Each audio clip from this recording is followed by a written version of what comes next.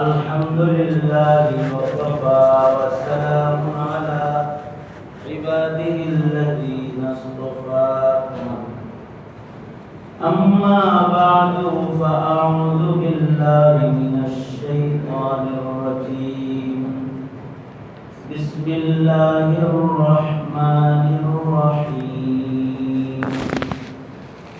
قل إن كنتم تحبون الله فاتبعوني يحببكم الله ويغفر لكم ذنوبكم والله غفور رحيم وقال النبي صلى الله عليه وسلم لا يؤمن أحدكم حتى أكون أحب إليه من والده وولده والناس أجمعين أو كما قال عليه الصلاة والسلام اللهم صل على محمد وعلى آل محمد كما صليت على إبراهيم وعلى آل إبراهيم إنك حميد مجيد اللهم بارك على محمد وعلى آل محمد كما باركت على إبراهيم وعلى آل إبراهيم إنك حميد مجيد الحمد لله আল্লাহ জাল্লা শানুর দরবারে আলিশানে শুকর আল্লাহ জাল্লা শানুহু ইয়াউমুল জুমআতে মসজিদে জুমার নামাজে হাজির হওয়ার তৌফিক দান করেছেন। কালিমাতু শুকর আলহামদুলিল্লাহ। একজন মানুষের জন্য মানুষ হিসেবে দুনিয়াতে আসার পরে তার জিন্দেগীর সবচেয়ে দামি সম্বল যেটা সেটা হলো তার দৌলতে ঈমান। দৌলতে ঈমানের চেয়ে মূল্যবান কোনো বস্তু, মূল্যবান কোনো জিনিস মানুষের জন্য নাই। কারণ মানুষকে আল্লাহ তাআলা দুনিয়ার এই ভোগ বিলাসের জগতের জন্য বানান নাই। মানুষকে আল্লাহ তাআলা জান্নাতের ভোগ বিলাস চিরদিনের জন্য উপহার দিতে, নিজের বন্ধু বানায় কাছে রাখতে মানুষকে আল্লাহ তাআলা সৃষ্টি করেছেন। সুবহানাল্লাহ। মানুষ যে জায়গা মতো লক্ষ্য, যেখানে তার যাওয়া, যেখানে তার চিরদিনের বসবাস হবে এবং অনন্ত অসীম কাল যেখানে স্রষ্টার সাথে থাকবে। সৃষ্টি হয়ে স্রষ্টার সাথে থাকার সম্মান এটা একমাত্র সৃষ্টির মধ্যে আল্লাহ তাআলা মানুষকে দান করেছেন। সৃষ্টি, মানুষ সৃষ্টি, কিন্তু স্রষ্টার সাথে থাকবে। এই সৃষ্টির কেউ আল্লাহর সাথে থাকার, আল্লাহর বন্ধু হওয়ার যোগ্য না। ইনসান, বনি আদম, মানুষ আল্লাহ পাকের বন্ধু হয়ে আল্লাহর কাছে থাকবে। আল্লাহর কাছে যে মানুষ থাকবে এবং আল্লাহর কাছে অনন্ত অসীম কাল ভোগ বিলাসের জান্নাতের জিন্দেগি যে সে গ্রহণ করবে, পাবে, দখল করবে, এইটার জন্য একটা মানুষের সবচেয়ে বড় সম্পদ যেটা, সেটা হলো দৌলতে ঈমান। এটার নাম কি? দৌলতে ঈমান। ঈমানের দৌলত। এটা তাকে আল্লাহর কাছে পৌঁছায়। এই দৌলতে ঈমান যদি কারোর দুর্বল হয়, হারায়া যায়, নষ্ট হয়ে যায়, সব শেষ। আর কোন রকম যদি দৌলতে ঈমান রক্ষা হয়, সে তার ঈমানের বদলায় রবকে পাওয়া যাবে, আল্লাহকে পাওয়া যাবে। সুবহানাল্লাহ। ঈমানের দৌলতের বদলাই সে রবের কাছে পৌঁছে যাবে।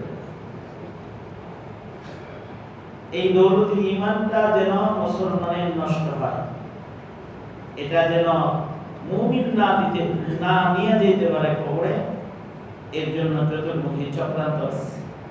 তার ভেতরে একটি চক্রান্ত হলো ঈমানের যে সকল শাখা প্রশাখাগুলো আছে সেগুলোর মূল জড় কেটে দেওয়া। যেমন ঈমানের মৌলিক দুটি দিক আছে, একটা হলো আল্লাহ বিশ্বাস আর একটা হলো নবী বিশ্বাস। আল্লাহর মহব্বত, নবীর মহব্বত, আল্লাহর ইত্তিবা, নবীর ইত্তিবা, এই ঈমানের মৌলিক সাইড।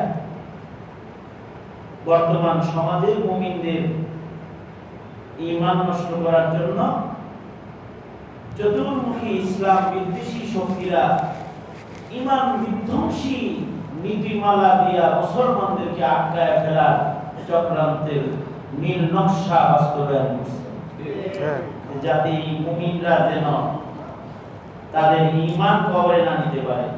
তার ভেতরে ভয়ঙ্কর একটা ফিতনা হলো ঈমান নষ্ট করার জন্য নাস্তিকবাদের ফিতনা। নাস্তিকবাদের ফিতনা। নাস্তিকদের আক্রমণ হলো মুমিনের ঈমানের উপর। নাস্তিকদের আক্রমণ মুমিনের ঘরে না, মুমিনের রাজনীতির চেয়ারে না, মুমিনের ব্যবসা বাণিজ্যের স্পটে না। নাস্তিকদের আক্রমণ হলো মুমিনের ঈমানের কেন্দ্রে। যেখানে মুমিনের ঈমান থাকবে এই জায়গায় নাস্তিকরা বসে বসে আক্রমণ করে। এই কারণেই নাস্তিকরা বলে রব নাই। নাউযুবিল্লাহ, আওয়াজ করে বলেন স্রষ্টা নাই। নাস্তিকদের দাবি স্রষ্টা নাই। আপনারা বলুন তো স্রষ্টা আছে না নাই? আছে। স্রষ্টা কয়জন আছে? ওদের দাবি হলো দেখা যায় না, যেহেতু নাই, যেটা দেখি না এটা মানি না। নাস্তিকদের দাবি এটা। এই একটা ধোঁকা দিয়া আমাদের সমাজের বহু কিশোর কিশোরী যুবক যুবতীর ঈমান ওরা নষ্ট করে ফেলতেছে। যে রবকে দেখছো, না দেখা জিনিস মানো কেন? যেটা দেখো না ওইটা মানো কেন? এখন এই এতটুকু সেন্টেন্স, অল্প কয়েকটা ওয়ার্ড শব্দ একত্রিত করে ঈমানটা খেয়াল দিতেছে, পারমাণবিক বোমার মতো ছেড়ে দিচ্ছে। রব দেখো, রব দেখো না, না দেখা জিনিস মানো কেন?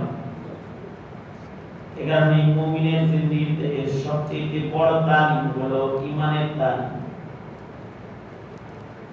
মুমিনকে ঈমান রক্ষণাবেক্ষণ করার শিক্ষাটা হলো সবচেয়ে দামি শিক্ষা। প্রযুক্তি, অগ্রগতি, উন্নতি, জাগতিক শিক্ষা মানুষ অর্জন করে, কিন্তু এটা দুনিয়ায় কাজ দেয়। আর যেটা ঈমানের শিক্ষা, এটা হলো আখিরাতে কাজ দেয়। সবচেয়ে দামি তালিম হলো ঈমান রক্ষণাবেক্ষণের জন্য ঈমান শিখায় দেওয়া। ঈমানের শিক্ষা যদি অর্জন না হয়, ছোট্ট শব্দের ধোঁকায় মানুষের ঈমান নষ্ট হয়ে যায়। ছোট্ট একটা ধোঁকা দিয়া ঈমান খায়া ফেলা দিবে, ঈমান থাকবে না। অথচ সৃষ্টির ভেতরে এমন অনেক কিছু আছে যেটা দেখা যায় না। সৃষ্টির ভেতরে এমন বহুত কিছু আছে যেটা চর্ম চোখে দেখা যায় না।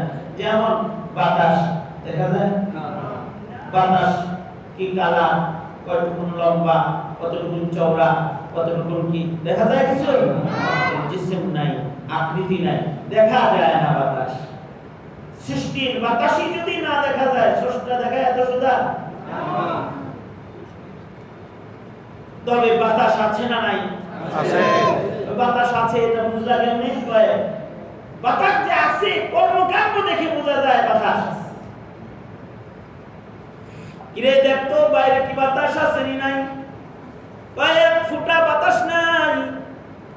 কেমনে বুঝলা? গাছের পাতা একটাও নড়ে চড়ে না দেখে বুঝছি। আর যদি বলে যে দোকানে যাও, না এখন বাইরে গেলে ঝড় চলছে, তুফান বাতাস, এর ভেতরে বাইরে যাওয়া নিরাপদ না, তুফান চলছে, বুঝলা কেমনি? কয়েক জানালা দিয়ে দেখছি গাছপালা ফালায় দিছি, কি মোড়া হয়ে যেতেছে, বাগিরে ধুলবালি পড়তেছে, প্রচন্ড বাতাস, ধুলা ধুলা দেখে বুঝলা বাতাস প্রবল।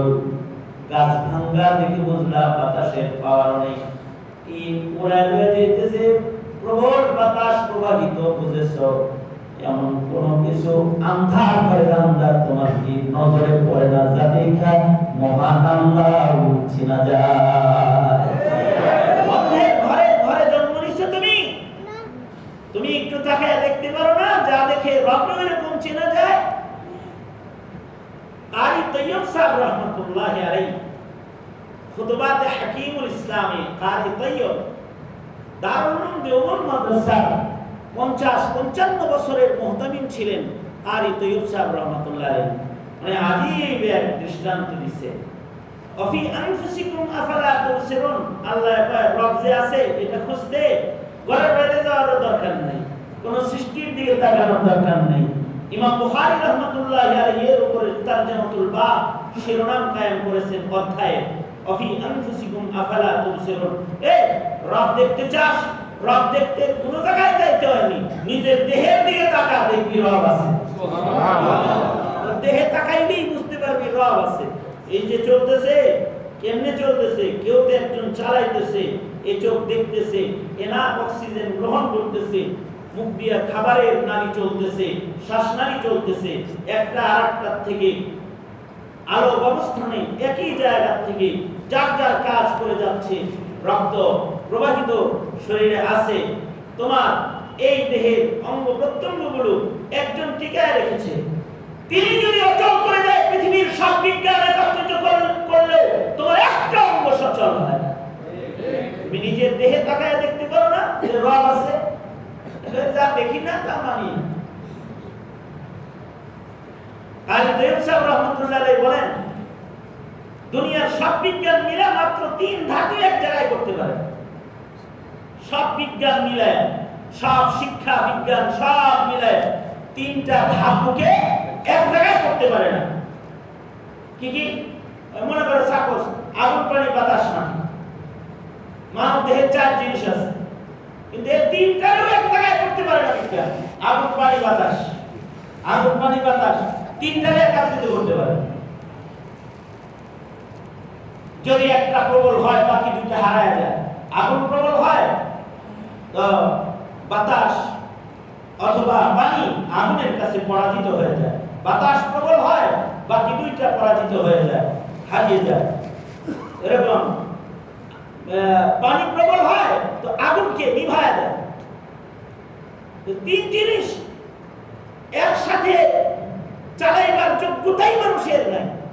সাপোজ উদাহরণস্বরূপ গ্যাস লাইট আছে না, গ্যাস লাইট, আর বিড়ি ধরে খায় যেটা দিয়ে গ্যাস লাইট, গ্যাস লাইট। এই গ্যাস লাইটের ভিতরে পানিও আছে, বাতাসও আছে। এই 2টাকে তো বিজ্ঞান এটার ভিতরে ঢুকাইছে। আপনি আরো কিছু বিজ্ঞান একত্রিত করে একটু আগুনের ভিতরে ঢুকাই দিয়ে এখন জাস্ট গিফট ফর ইউ, এটা পকেটে রাখুন, এটা আপনাকে গিফট করলাম। কোন বুদ্ধিমান এটা পকেটে নিবে? কথা বলেন না কেন? নিলে কেন নিব না? ওটা ওখানে আনাম থাকবো না ব্রাস্ট হইব? ব্রাস্ট হইব। এই 3টাকে একত্রিত করতে পারবো না দুনিয়ার বিজ্ঞান। ঘরের ভেতরে এলপি গ্যাস সিলিন্ডার আছে, এর ভেতরে তরল পানীয় বাতাস গ্যাস আছে। এই চুলাটা আগুন ধরে রাখছে দূরে, কোন কারণে যদি আগুনের এই সিলিন্ডারের মুখের কাছে আগুনের আগমন হয়ে যায়, তাহলে ঘর থেকে সব পালা। কারণ কি? এবার এই আগুন যদি এই পানি বাতাসের সাথে মিলে যায়, তাইলে এটা গ্যাস সিলিন্ডার থাকবে না, ছোটখাটো একটা বোমা পরিণত হবে। ঠিক না? এরকম ব্লাস্ট হয়ে বহু জায়গা ঘর বাড়ি আগুন দিয়ে পুরো ছাই হয়ে গেছে না, ঢাকা শহরে গেছে না। এই 3 জিনিস একত্রিত করতে পারতেছে না বিজ্ঞান। কিন্তু এই যে একটা বোমা আল্লাহ বানায় তুইল, সেদিন এক মাহফিলে গেছি, একজনের সাথে দেখা হইছে, জিজ্ঞেসি চাচু বয়স কত? 109 বছর। মাশাআল্লাহ, 109 বছরের মানুষ এখন পাওয়া মুশকিল। 109 বছর আগুন, পানি, বাতাস, মাটি 3.5 হাত বানায় রাখছে আল্লাহ। এর পর্যন্ত কোনোদিন শর্ট সার্কিট হয়ে ব্লাস্ট হওয়ার কোনো সম্ভাবনা হয় নাই। স্বামী স্ত্রী এক বিছানায় ঘুমাইছে, আগুন, পানি, বাতাস একত্রিত করে এই বডিটা ফালায় ধুয়ে দিছে। যদি এটা মানুষের কোনো বিজ্ঞানের রোবট হতো বানানো, অথবা কোনো কিছু হতো যা ধাতু দিয়ে মানুষ তার বিজ্ঞান দিয়ে বানাইছে, এটার সাথে 24 ঘন্টা থাকার কোনো প্রশ্নই আসে না। হঠাৎ ঘুমের তালে দেখবো যে শর্ট সার্কিটে আগুন এটা ব্রাস্ট হয়েছে।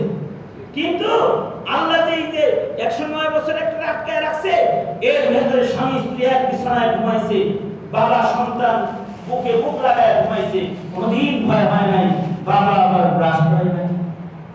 যদি এই ভয় হতো তাহলে পৃথিবীর কোন সন্তান পিতার বুকে রাত কাটাইতো না, পৃথিবীর কোন সন্তান মায়ের বুকেও রাত কাটাইতো না, আর স্বামী আর স্ত্রী এক খাটে জীবন যাপন করতো না।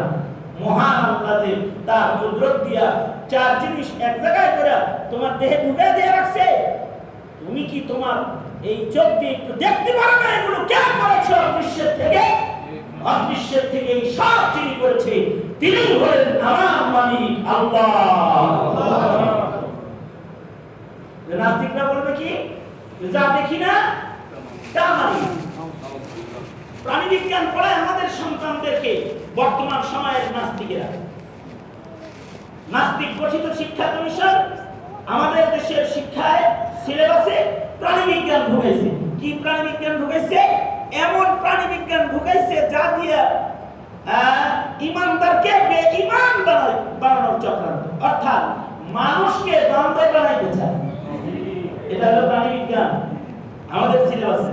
কিন্তু আমাদের দেশের প্রাণী বিজ্ঞান না, প্রাণী বিজ্ঞানের উপরে আমাদের এক আকাবি, এক দিগ্বিজয়ী বিশ্ববিখ্যাত কিতাব লিখেছেন হায়াতুল হাইওয়ান। কিতাবের নাম, লেখকের নাম কামালউদ্দিন তেমরি রহমাতুল্লাহ আলাইহি। উনি প্রাণী বিজ্ঞানের উপরে কিতাব লিখেছেন।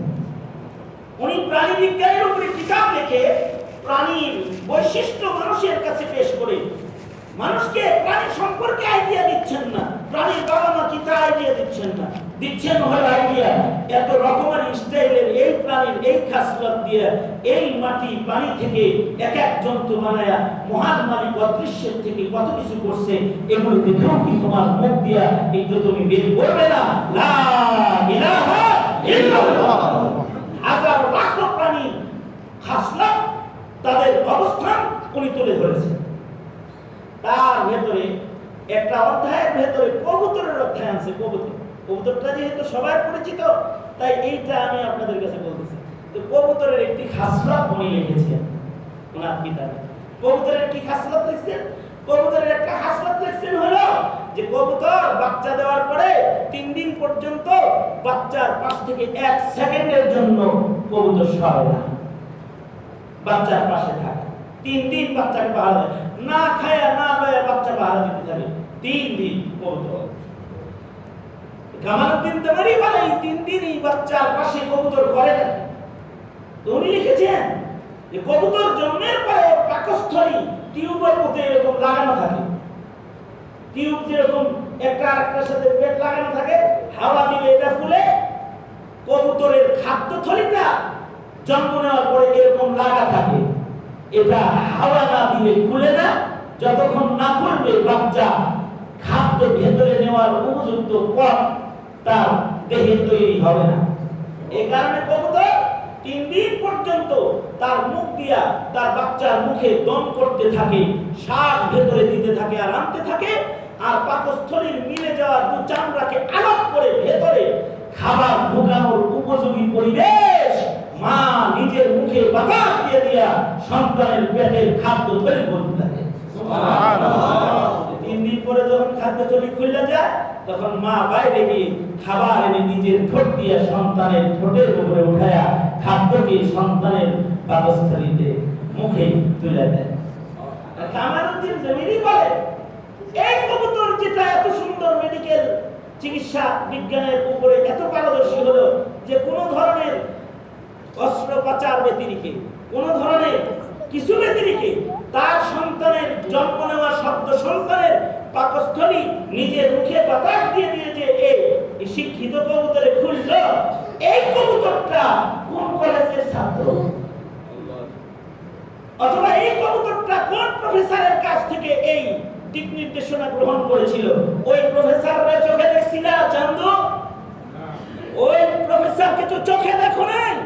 হ্যাঁ, এটাও যিনি কবুতরকেও শিক্ষাদান করেছেন সেই প্রফেসর অদৃশ্যের থেকে যিনি কবুতরকেও তার সন্তানের পাকস্থলী খোলা তালিম প্রদান করেছেন, দুনিয়ার কোন শিক্ষা দিয়ে নয়, আল্লাহ তাআলা খোদ নিজে শিক্ষক হয়ে তার মাখলুককে সৃষ্টিকে শিক্ষা যিনি আড়ালে বসে গোপন থেকে নিজেকে আড়াল করে যিনি কবুতরকেও শিক্ষিত করে গড়ে তুলেছেন, ওই মালিক যিনি যার কুদরত দেখা যায় কিন্তু তাকে দেখা যায় না চর্ম চোখে, তিনি হলেন আমার আল্লাহ।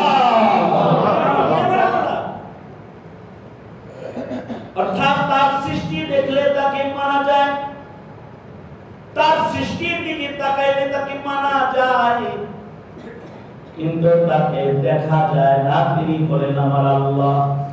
উসে মানা তু জাতা হে मगर देखा नहीं जाता, मुसल्लम लम तरानी है बअस्तदलाल कुरानी, मुसल्लम लम तरानी है बअस्तदलाल कुरानी।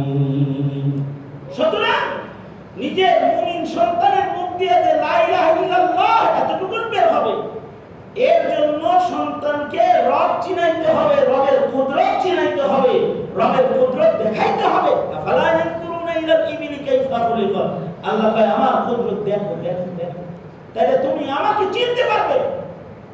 তুমি তোমার সন্তানকে কত কিছু দেখালে, দেখায় দেখায় এগুলো কে করে এই প্রশ্ন কোনোদিন করেনি।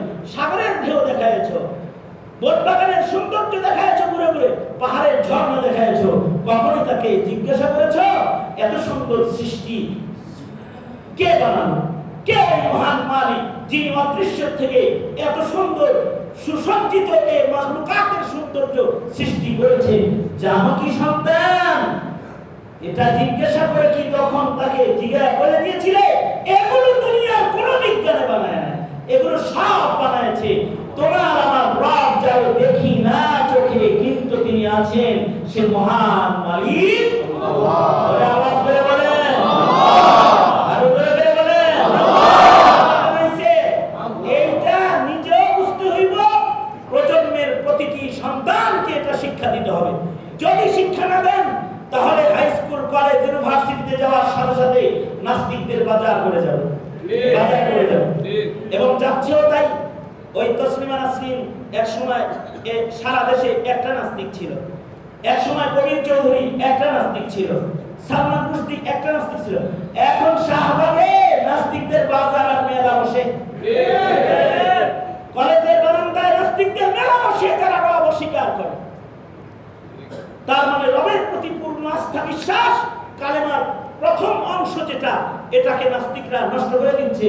এবার সন্তানের মুখে যত্ন সহকারে উচ্চারিত হয় না লা ইলাহা ইল্লাল্লাহ, দ্বিতীয় অংশটা নষ্ট করে দিয়েছে মুহাম্মাদুর রাসূলুল্লাহ। অর্থাৎ একটা মুসলিম মুমিন হিসাবে তার নবীকে তার চিনতে হবে। যদি সে তার রাসূল না চিনে, পয়গম্বর না চিনে, তো পয়গম্বরের দরদের ঈমান তার ভিতরে থাকবে না। অর্থাৎ তার মুখে দরদ ভালোবাসা সহ উচ্চারিত হবে না মুহাম্মাদুর রাসূলুল্লাহ।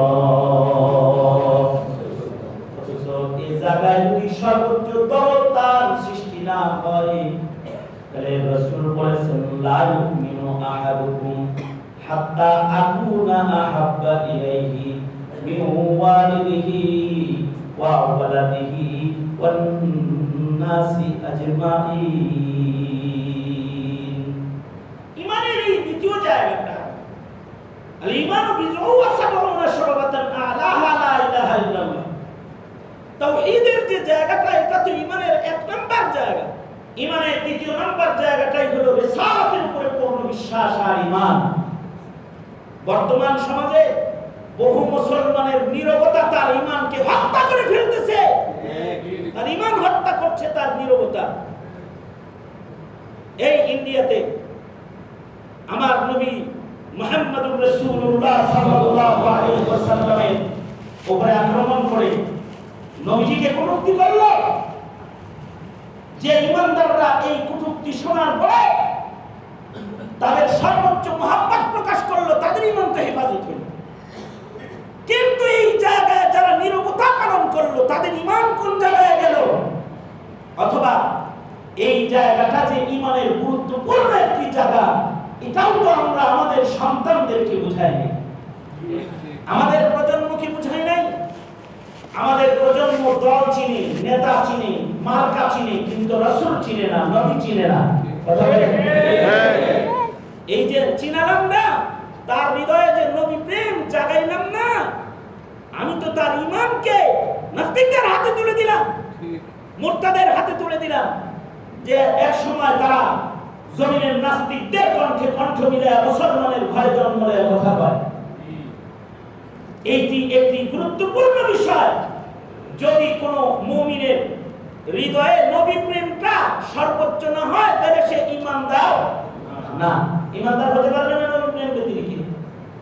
আল্লাহর রাসূল যেদিন ঘোষণা করলেন, এই তোমাদের কিন্তু আমাকে সর্বোচ্চ মহব্বত না করলে কিন্তু তোমরা ঈমানদার হতে পারবে না।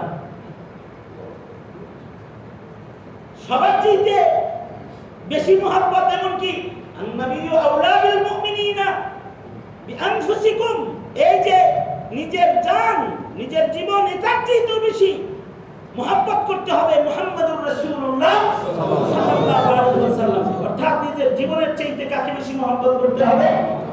নবীজিকে বেশি মহব্বত করতে হবে। এটা ঈমান, এই জায়গাটা ঈমান। আমার সন্তানের আমার প্রতি মহব্বত বেশি হবে না নবীর প্রতি মহব্বত বেশি হবে? যে শুনে বলেন, আওয়াজ করে বললে আল্লাহ বুঝিয়ে দিন।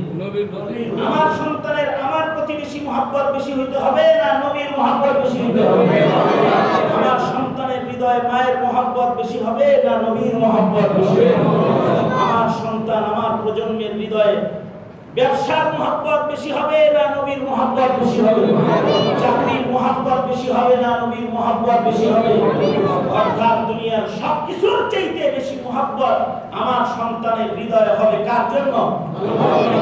আল্লাহ আল্লাহর রাসূলের জন্য। এমনকি নিজের জীবনের চাইতেও বেশি মহব্বত হৃদয়ে হবে নবীজির জন্য। তখন সে কামেল মুমিন। লা ইউমিনু আহাদুকুম হাত্তা আকুনা আহাব্বা ইলাইহি মিন ওয়ালিদিহি ওয়া ওয়ালাদিহি ওয়ান নাসি আজমাইন। আল্লাহর রাসূল সাল্লাল্লাহু আলাইহি ওয়াসাল্লাম আল্লাহর নির্দেশে একজন মুমিনের জন্য নবী প্রেমের সীমানা নির্ধারণ করে দিন। বললেন যে নবীকে সর্বোচ্চ মহব্বতকারী হতে হবে। আল্লাহর রাসূল যেদিন এই ঘোষণা করলেন, নিজের জানের চেয়েও বেশি মহব্বত আমি রাসূলকে যদি না করো, তাহলে সাহাবীরা কামিল মুমিন কিন্তু তোমরা হতে পারবে না। নবীজি যখন এই কথা বলতেছেন, নবীর সামনে তখন দাঁড়ানো আছে হযরত ওমর বিন খাত্তাব রাদিয়াল্লাহু আনহু। হযরত ওমর সামনে আছে। হযরত ওমর বলে ফেললেন, ওগো আল্লাহর নবী, আমি মা বাবা সন্তান আপনজন ভাই বোন দুনিয়ার সব কিছুর চাইতে আপনাকে বেশি মহব্বত করি। মবার ওগো আল্লাহর নবী, এখনো পর্যন্ত আমি ওমর আমার জানের চাইতে আপনাকে বেশি ভালোবাসতে পারি নাই। এই কথাটা হযরত ওমর বলে ফেললেন। আশ্চর্য, ওমরের মুখে কথা উচ্চারণ হতে দেরি হলো, নবীজি ওমরকে পাল্টা উত্তর দিতে দেরি করলেন না। নবীজি ডাইরেক্ট বলে দিলেন সাথে সাথে, ওমর এখনো ঈমানদার কামেল হও নাই। আল্লাহু আকবার করে বলেন। সে বলল যে সবার চাইতে বেশি মহব্বত করি বাবা, নিজের জানের চাইতে বেশি মহব্বত আপনাকে এখনো করতে পারি নাই। আল্লাহর রাসূল সাথে সাথে আল্লাহর রাসূল জানায় দিলেন, তাহলে তুমি এখনো পর্যন্ত কামেল মুমিন হও নাই। 2 মিনিট পরেই হযরত ওমর বলতেছে,